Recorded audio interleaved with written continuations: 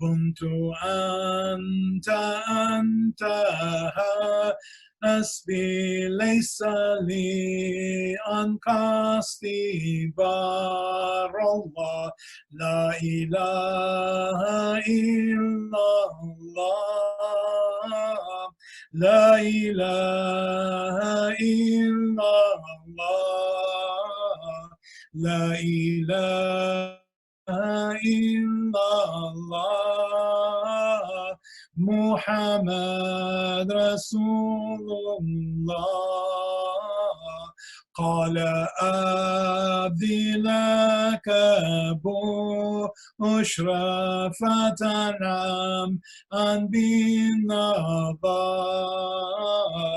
أنت كنز للعباد أنت ذكرى لي بشار الله كل حسن وجمال في ورمني تشار الله بطنت أصاف ذاتي وتجلت في الآثار الله إنما كانوا معاني قائمة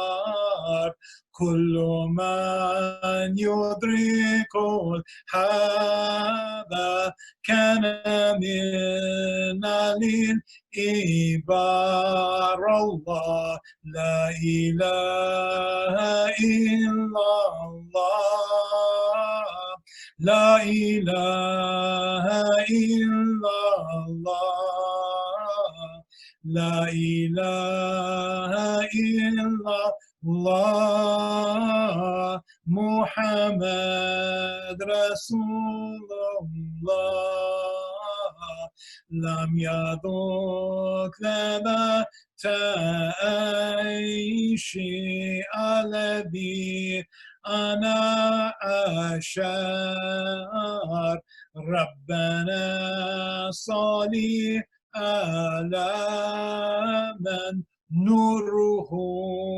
عمل بشر الله لا إله إلا الله لا إله إلا الله لا إله إلا الله محمد رسول الله لا إله إلا الله لا إله إلا الله لا إله إلا الله محمد رسول الله إن الله وملائكته يصلون على النبي يا أيها الذين آمنوا صلوا عليه وسلموا تسليما اللهم صل على محمد وآل محمد اللهم صل على محمد وآل محمد اللهم صل على محمد وآل محمد سبحان ربك رب العزة عما يصفون والسلام على المرسلين الحمد لله رب العالمين. Bismillah. You can turn the mics back on. So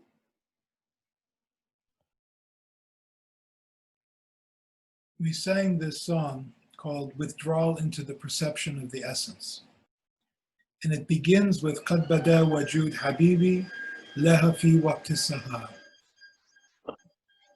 This song, first to give you a little background, was that Sheikh Muhammad ibn Habib was, as usual, staying up the night, and this was just before the dawn when this incredible opening happened to him. And he wrote it down at the crack of dawn, just before the beginning of Fajr. And when you hear this, hear it with your heart, hear it with your inner light. Let it reverberate within you. Let it resonate with you. And then you'll have and let it see it more as a mithal also, as a metaphor for reverberation of meanings. So he says, the face of the beloved appeared and shone in the early dawn.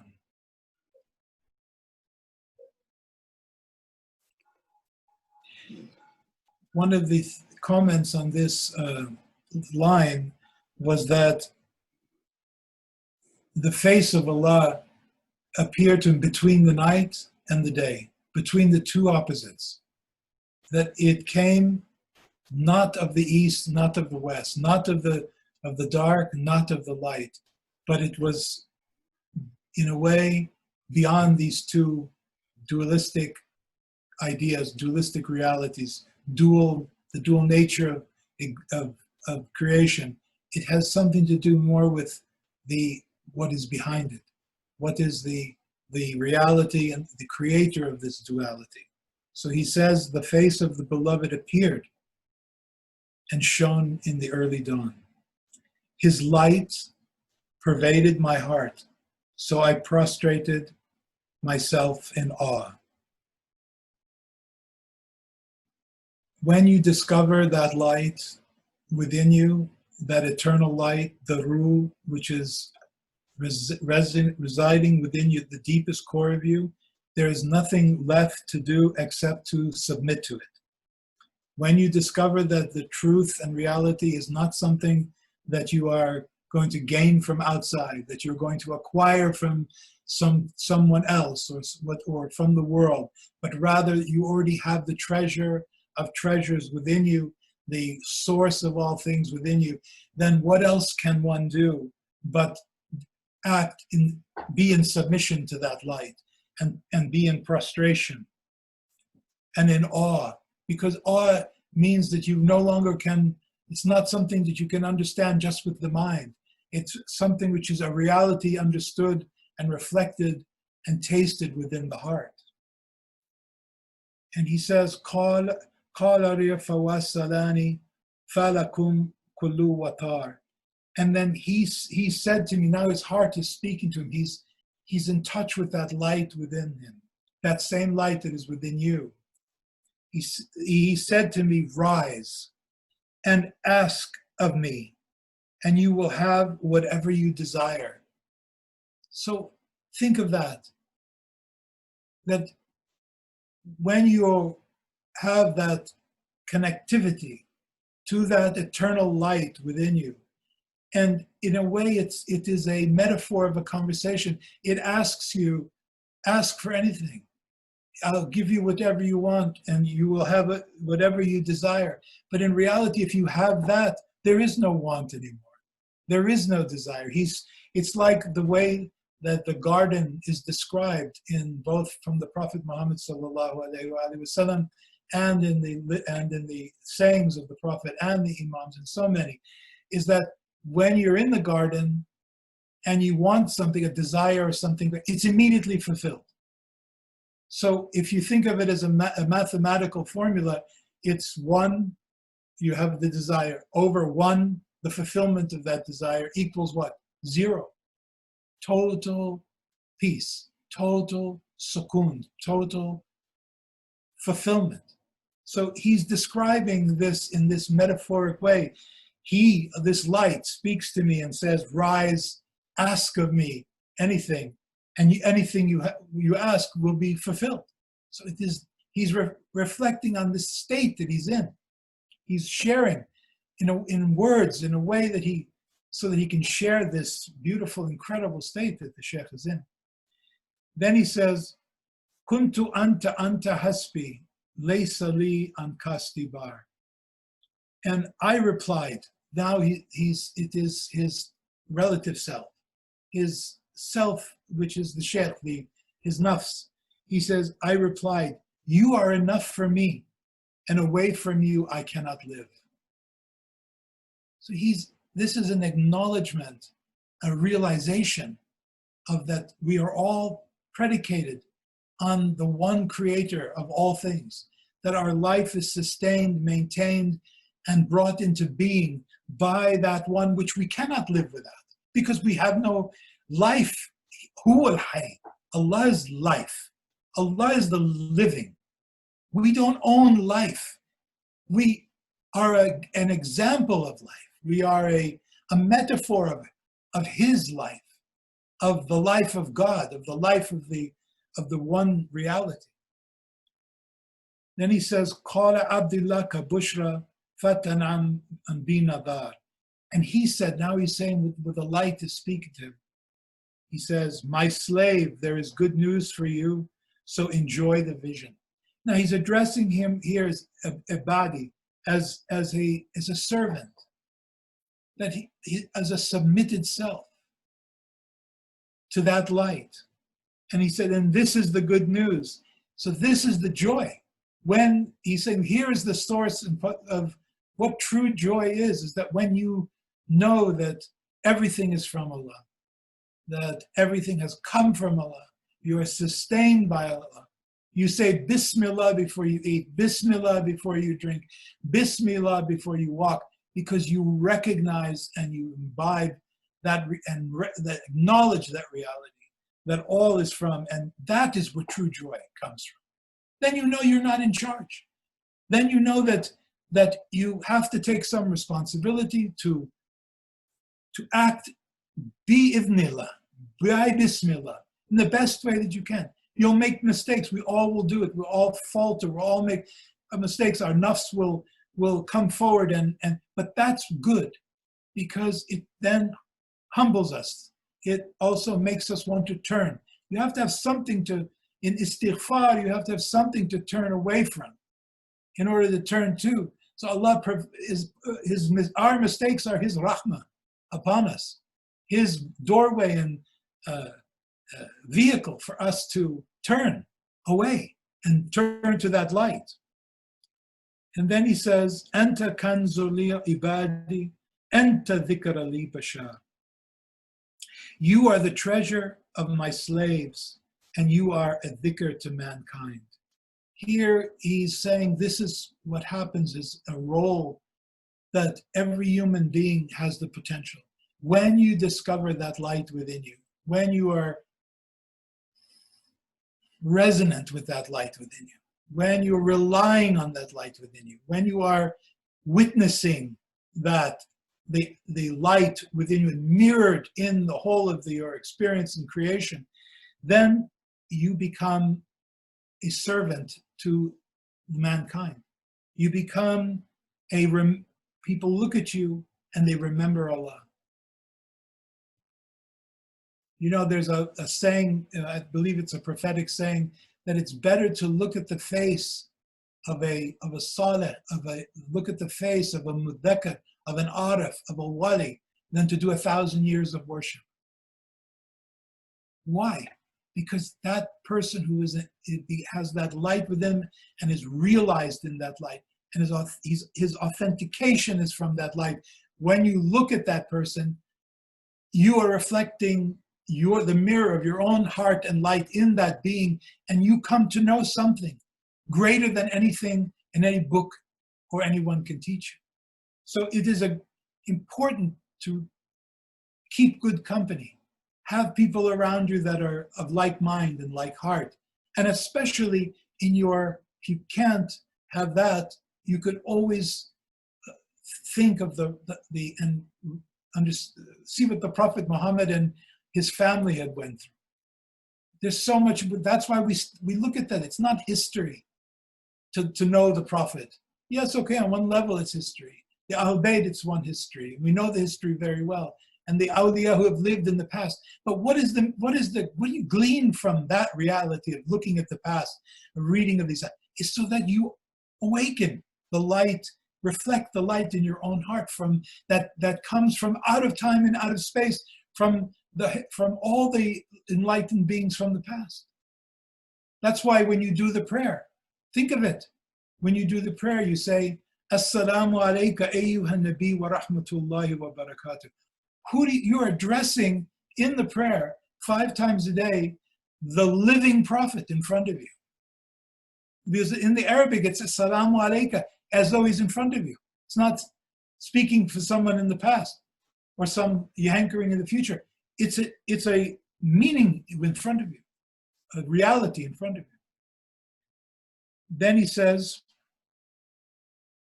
Kullu husnin wa jamali fi wara mini tashar. Every good and every beauty in man has spread from me. Now it's the heart speaking. Such a beautiful thing to ponder, reflect. Every good and every beauty, jamilan, in man has spread from me.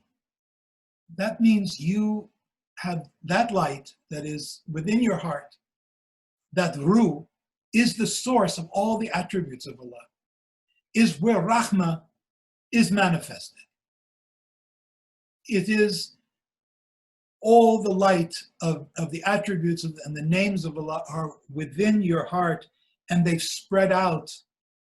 When you wake up and you recognize that, and you look around and you see the mountains and the trees and the ocean and the people, you see nothing but Allah's attributes and names. Then he says, Batanat asofu dhati wa tajallat fil athar. And now he gives it away. I kind of preempted here. He said the attributes, now listen to this carefully. The attributes, this is the ruh speaking, the light within you speaking. The attributes of my essence are hidden, and they are manifested in the existence traces. They're hidden only by one's ignorance.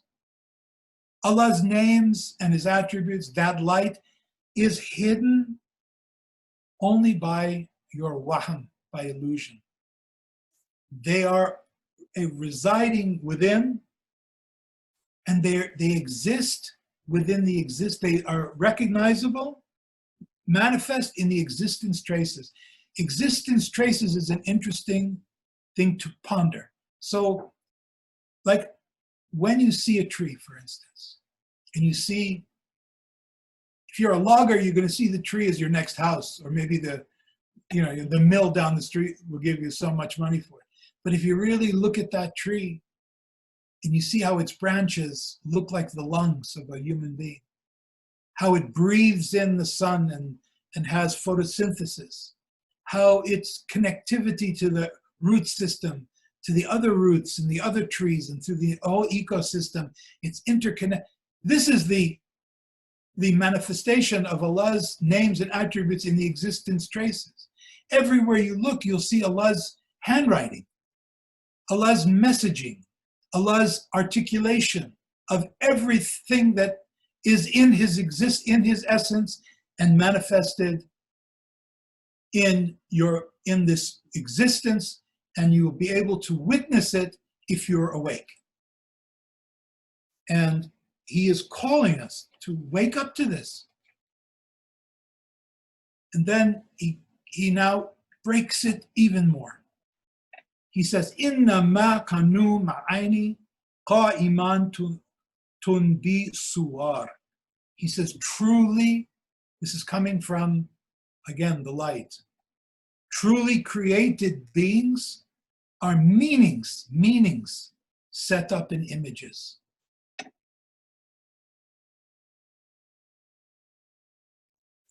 This is something you should take with you. Go, when you, through the week, through now, whenever, look around with the eye of meaning. Look and see the world around you, not by the shadow and event that it is, but in its connectivity to a pattern, to a voice, the voice of God speaking to you.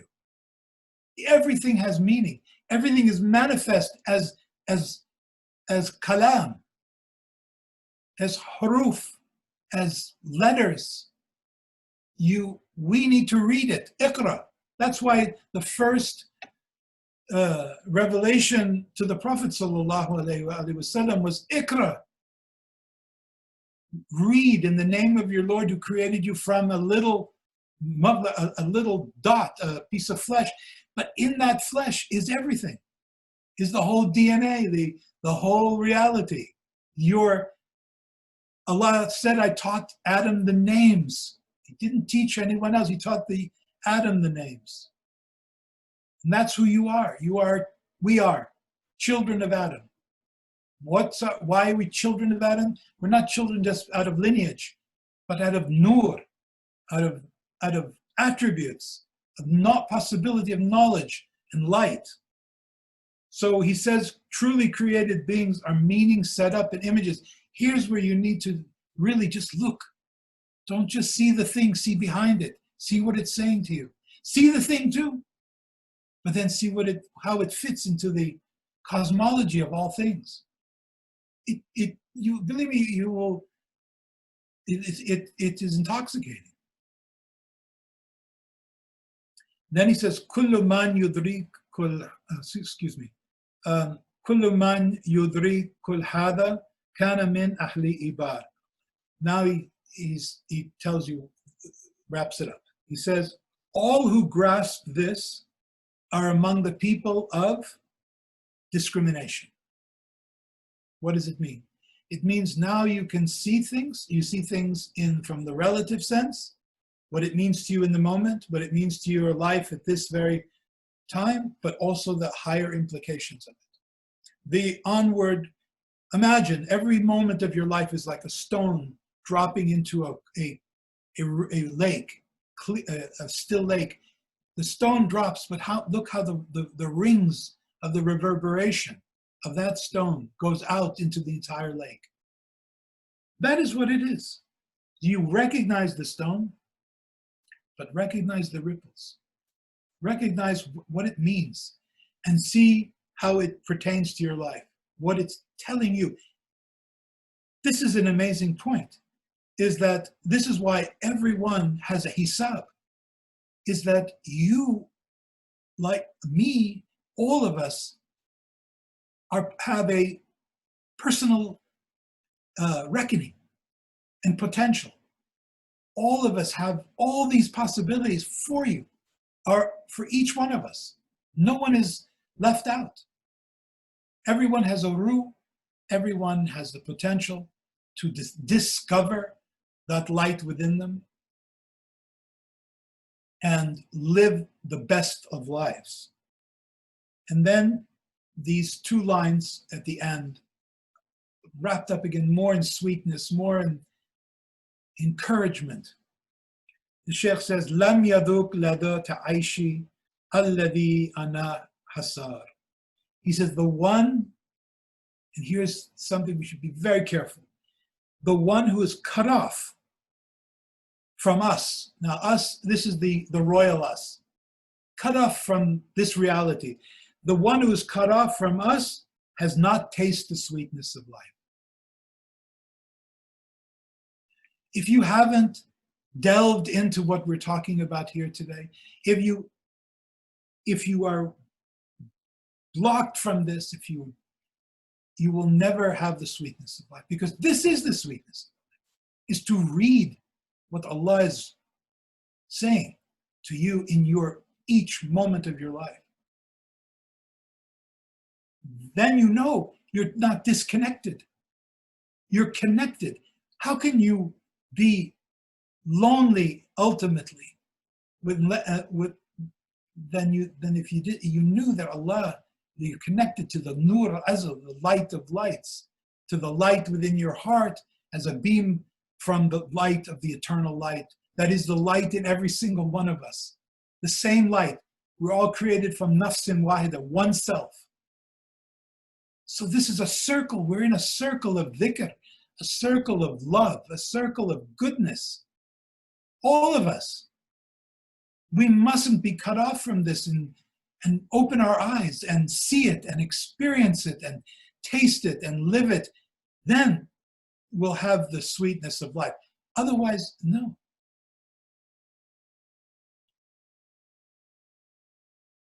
Then he ends it with courtesy, complete courtesy.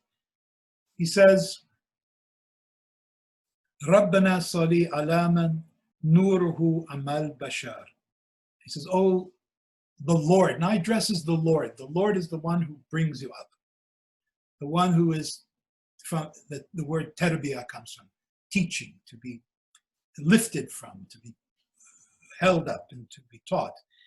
O Lord, bless the one whose light has spread through all mankind.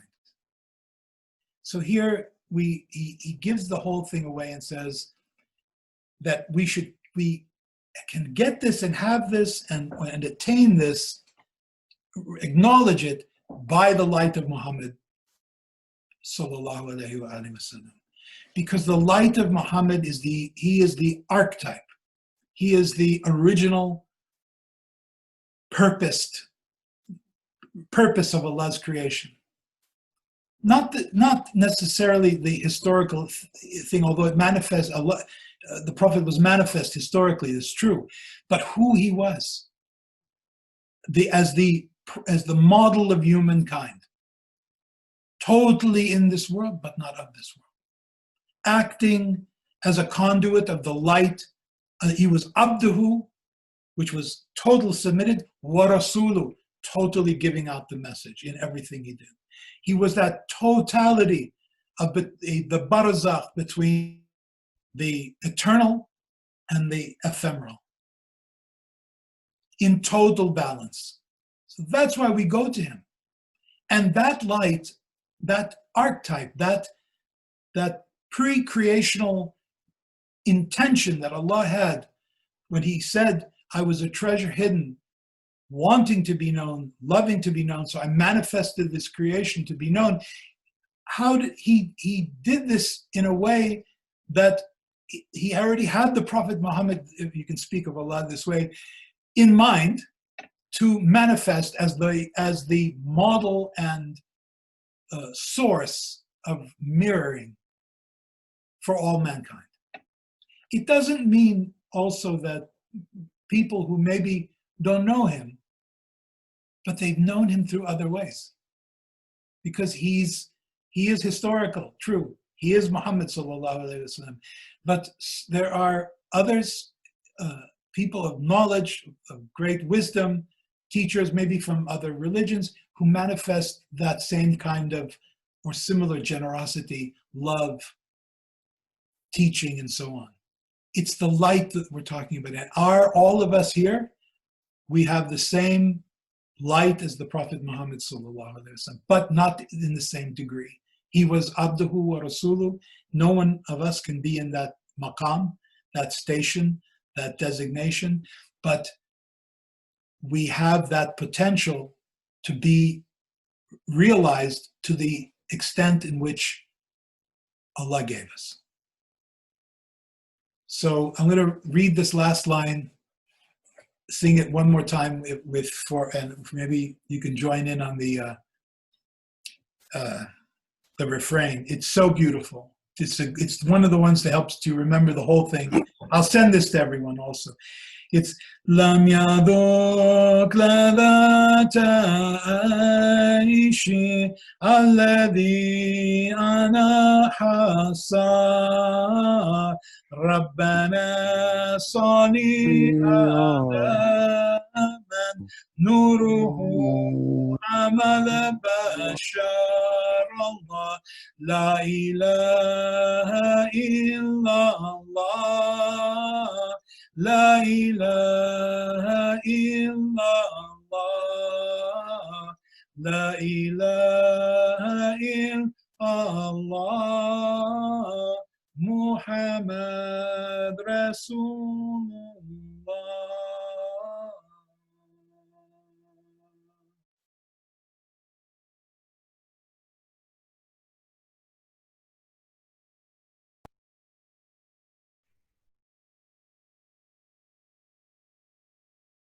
Bismillah ar-Rahman ar-Rahim. Alhamdulillahi Rabbil Alameen. Ar-Rahman ar-Rahim. Maliki yawmiddin. Iyaka na'budu wa iyaka nasta'in. Ihdina as-sirata al-mustaqim. Sirata alladhina an'amta alayhim. Ghayri al-maghdubi alayhim wa ad-dallin. Subhana rabbika rabbil izzati amma yasifun. Wassalamun ala mursaleen. Alhamdulillah. Alhamdulillah wa shukr lillah. Assalamu alaikum, Anjum. Okay, I think I'm on now. Salam alaikum. Wa alaikum salam. Alaikum salam.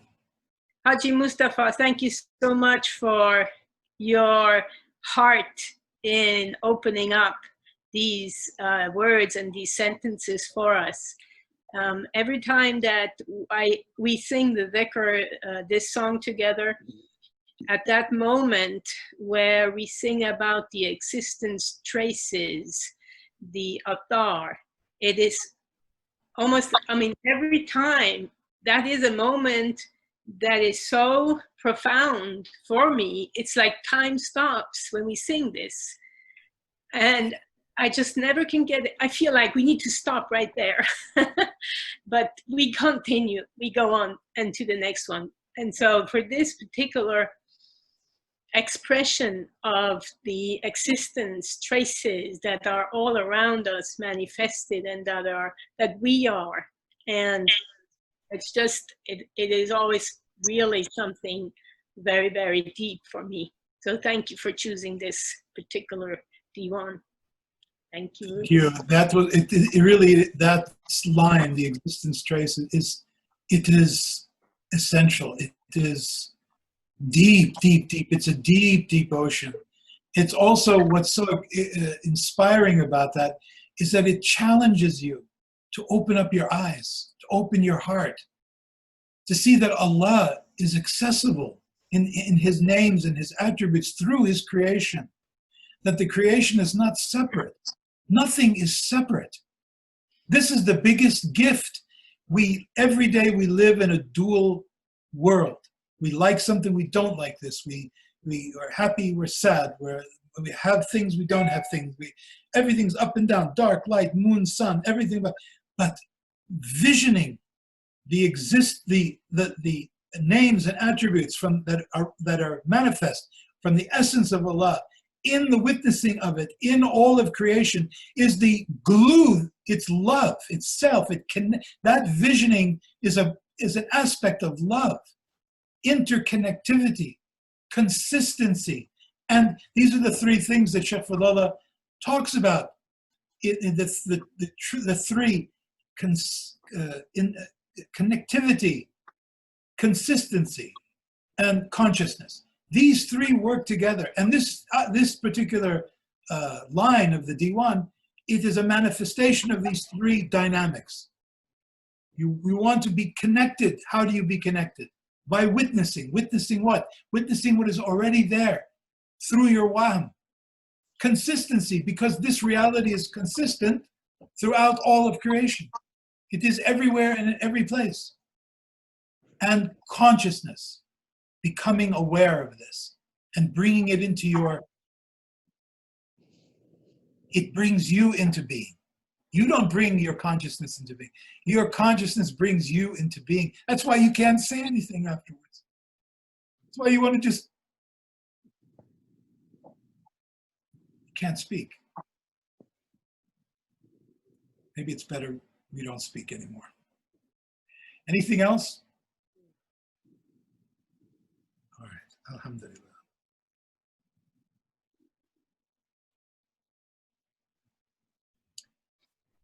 Assalamu alaikum.